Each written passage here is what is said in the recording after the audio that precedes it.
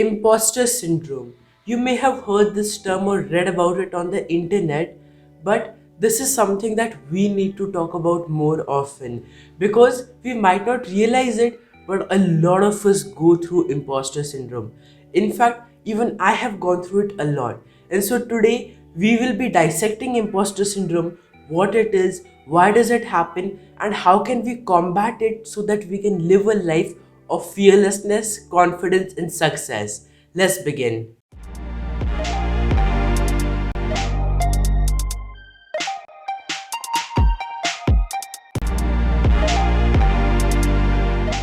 Let's start by understanding what imposter syndrome is.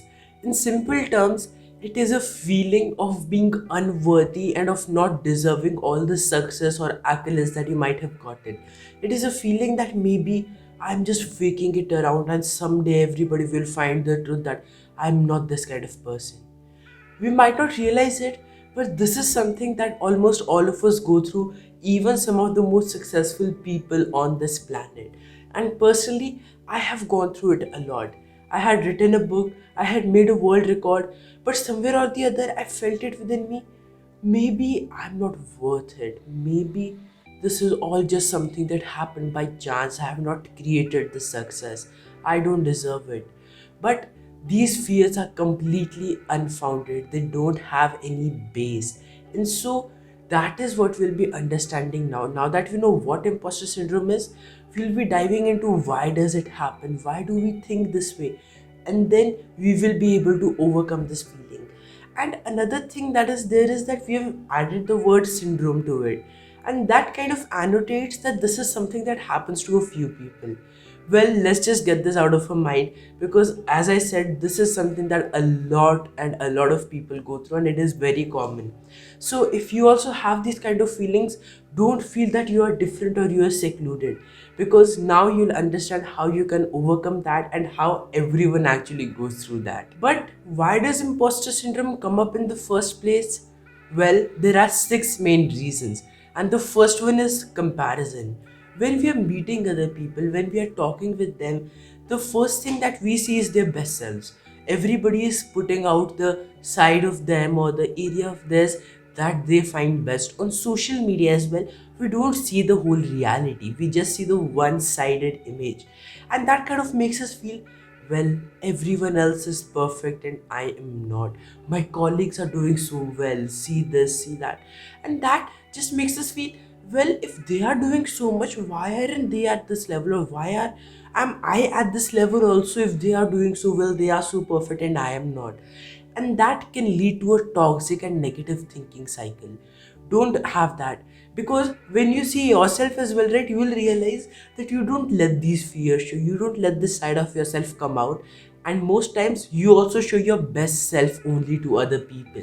And so other people might be feeling this way about you, like you feel about other people, that they are perfect, they are the best, and this can create, as I said, toxic thinking cycles. So the first thing is that we have to break out our comparison. Now we will move on to the second reason of why imposter syndrome arises, and that is childhood conditioning. See, whenever we are 4-year-old, 5-year-olds, it is almost impossible for us to even conceive and imagine that our parents were also at a time 5 or 4-year-olds, while that was true. And many times, what we see is that the kind of life we live as children and the kind of life the adults in our house live are completely different. We play different kinds of games, we are jumping around on the sofa, we are going to school, we can't make decisions on our own. And then we see our parents, the people we idolize the most. They can go on trips with their colleagues, they can decide when everybody goes to sleep, they can decide what to eat, they have so much power. And it just makes us feel that they are someone different. We are not like that. And all of this happens subconsciously. And when we have that, it creates a kind of disparity. And that disparity then creates in us a sense of imposter syndrome that, well, maybe I am not that worth, and that is why they are getting to do all of this while we are not able to do that. And this is very common, and that is why many people face issues with their self esteem, self worth, self confidence. The base of it all is basically the kind of conditioning that we get in our childhood. And then we move on to the third reason. The third reason of imposter syndrome coming up in us is kind of opposite of the ones that we have discussed till now, and that is when other people have high expectations from us. See, some people have inborn talents, they are good at studies, they get good marks, and then they have this traditional family pressure. Oh, you have to get these many marks, you have to get into this amazing college, you have to do this, you have to do that, and they put in the efforts.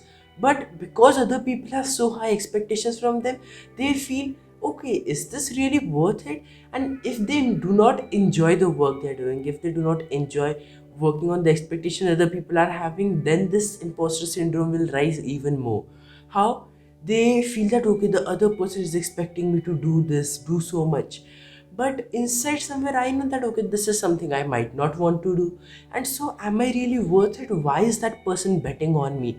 Why is that person saying you can do this, you have to do that? Why am I being compelled to do so?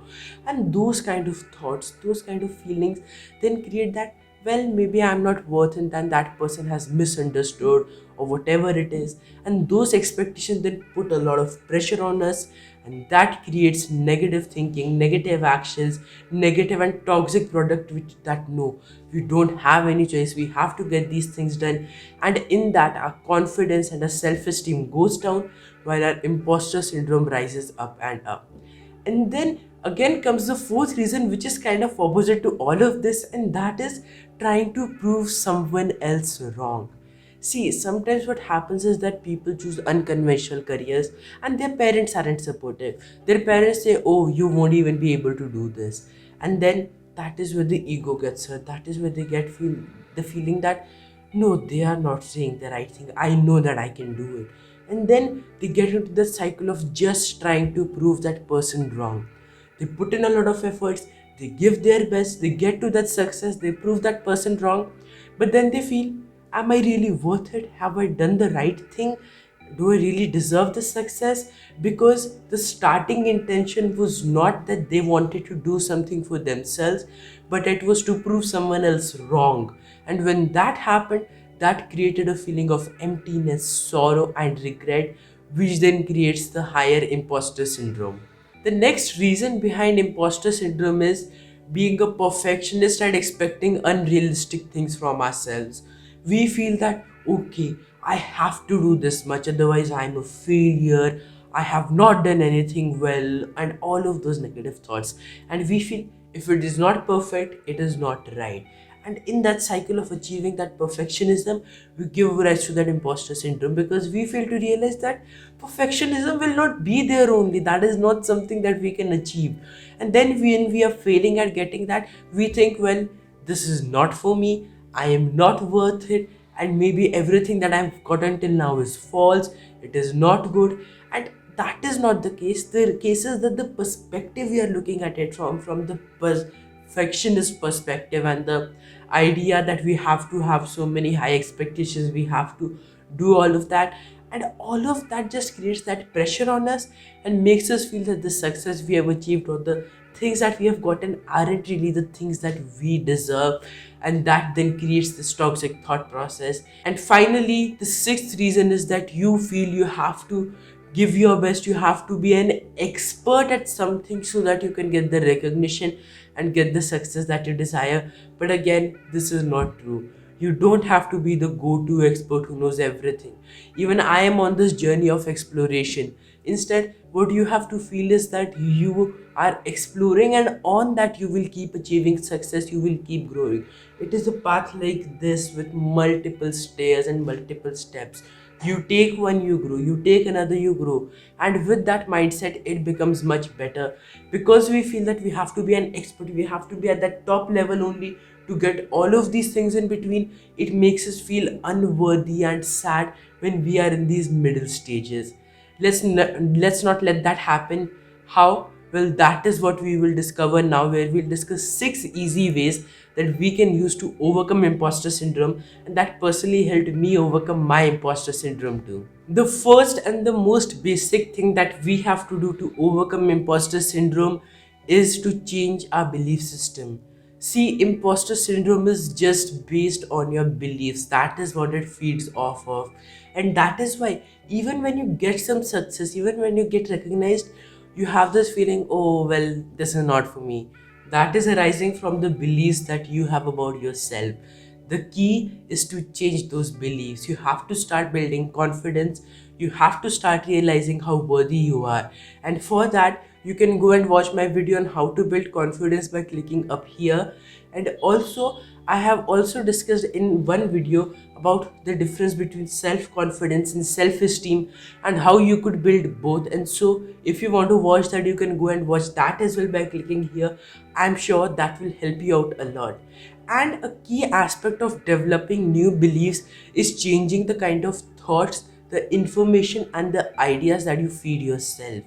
Our mind works on a diet, just like our body works on a diet, and it is the result of that, the looks and everything. Our mind works on an information diet. Change the kind of thoughts you have about yourself. Consciously repeat positive affirmations, and that healthy diet will then start changing your beliefs about yourself. Just keep this one statement in your mind, and that will change this basic system. And that is, you don't get what you want in life, you get what you deserve in life. And so whatever you have gotten in life till now, all of those are things that you deserve. Be proud of that and grow through that. Keep this mindset and your imposter syndrome will start washing away. The second thing to overcome imposter syndrome is to stop comparing. Now, this is a habit that you need to build, and this is something that will take time for you to do, because we have constantly been involved in this habit for years of comparing ourselves to the people we see online, to the people we meet in our real life. And so it will take time, but we have to break this down and build the habit of not comparing. And how does that happen? By a simple paradigm shift, by changing your perspective. You have to realize that everyone is unique in their own aspects, everyone is imperfect in their own aspects. Every person has their good things and their flaws, and that is the same case with yourself. And you have to realize that oftentimes people might just show the side that they are good at, not the side that they're not good at, and that is perfectly fine. We all do the same as well, unconsciously.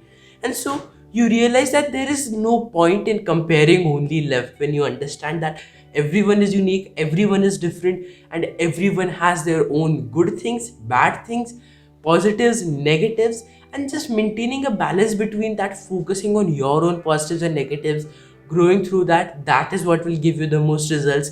Comparison will not. And by making these simple paradigm shifts, you will start changing your habit, and by putting them into action, by actually catching yourself when you compare that, oh no, I don't really look that good. Pause, cut that thought right there, and then say, no, I am good as I am. I have my own good things, I have my own flaws.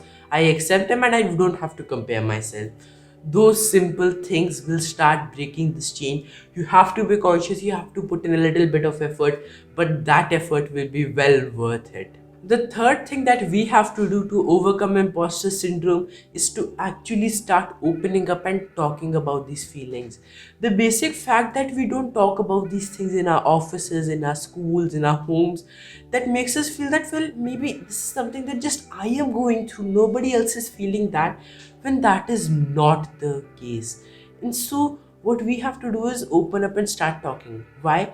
Well, here's a simple cycle through which you will understand. Let's say that you're in your workplace and you see a colleague who's doing so well, who is so awesome, who looks very good, who has amazing confidence, amazing charisma, and you think, well, that person is so good, I am so bad, but still I have gotten this. Well, maybe I'm just faking it, I don't deserve this, I'm not worth it. All of those negative thoughts that start up. Now you are feeling this way. You're not talking about this.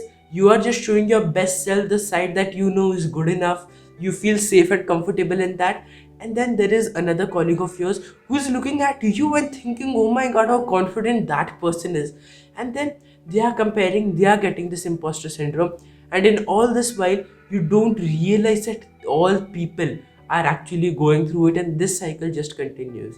If only one person can start opening up about it, if one person can find the courage to go talk about these things, then it will definitely create a change. Other people will also feel welcome, will also feel valid, and that is the kind of positive change that we need in the society. The fourth way to overcome imposter syndrome is realizing you don't have to be an expert. And this is something that has personally helped me a lot. I often had this doubt, well, I am just 15. Who would want to listen to a 15-year-old? But then I realized that this is not something that has to do with age. This is a journey of exploration, a journey of finding yourself. And while I have gone on that journey, all that I have to do is guide and take people who are 2, 3 steps behind me along on that journey. And they can be behind in whatever sense that is, in whatever work that you are doing. And in that way, you have to be a guide, not an expert. You are open to exploration as well. You are open to the fact as well that, well, I might just discover new insights that will change the way I thought about something before. And that can happen. You have to be open to that. And when you adopt this guide mindset instead of the expert mindset, you move into a more eased up position. You feel that, okay, I can do this and I can still explore, I can still grow. Well, I can also get all the success that I deserve. The next thing is to get rid of the spotlight effect. Oftentimes, what we feel is that everybody is looking at us, everybody is judging us. But people are already worried about themselves so much, they are thinking that everybody is judging them. And so, that is not how it actually works. Everybody is busy thinking about themselves, thinking about the things that are going on in their lives, the electricity bill that they didn't pay till now, the fight that they had with their spouse in the morning, whatever it is. People kind of think about those things as well. They are not always thinking about you. Okay, I have to pause now and I have to judge this person. I have to judge how this person acts, what they do, and all of those things.